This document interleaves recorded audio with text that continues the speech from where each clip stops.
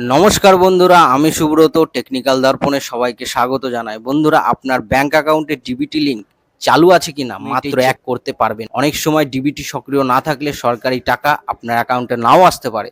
তাই আজকের এই ভিডিওটি আমি ধাপে ধাপে দেখাবো কিভাবে মোবাইল থেকে খুব সহজেই ডিবিটি লিংকের স্ট্যাটাস চেক। ভিডিওটি শেষ পর্যন্ত দেখুন, তাহলে পুরো বিষয়টি আপনি বুঝতে পারবেন। চলুন ভিডিওটি শুরু করা যাক। প্রথমেই চলে যাব আমি ক্রোম ব্রাউজারে। ক্রোম ব্রাউজারটা ওপেন হবে। ক্রোম ব্রাউজারটা ওপেন হয়ে গেলে এইখানে লিখবো আমি মাই আধার। মাই আধার লিখে সার্চ করব। প্রথমে যেই অপশানটা আসবে মাই আধার, ওইটাতে ক্লিক করব। ওইটাতে ক্লিক করা হলে একটা পেজ খুলে যাবে। এখানে ওয়েলকাম টু মাই আধার, এখানে লগইন আছে, লগইনে প্রেস করব।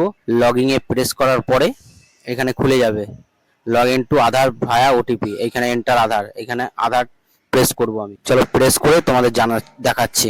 তারপরে এখানে ক্যাপচার ডালবো আমি। ক্যাপচারটা ঢেলে দিই। তারপরে login with OTP, login with ওটিপিতে ডালবো। একখানা নম্বরে একটা ওটিপি আসবে 6 ডিজিটের, সেই ওটিপিটা এখানে এন্টার করতে হবে, দিয়ে এখানে লগইন করতে হবে। লগইন করলেই একটা পেজ খুলবে। যেমন পেজটা খুলুক দেখি। যখনই তোমার এই পেজটা খুলবে এখানে লেখা আছে অ্যাড্রেস আপডেট, ডাউনলোড আধার।